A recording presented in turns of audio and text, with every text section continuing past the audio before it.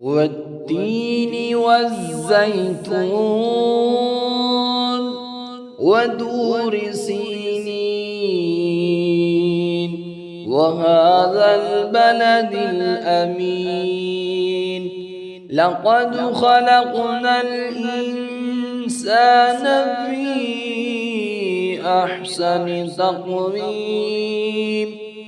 ثم رددناه أسفل سافلين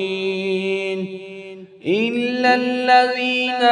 آمنوا وعملوا الصالحات فلهم أجر غير ممنون فما يكذبك بعد بالدين أليس الله بأحكم الحاكمين.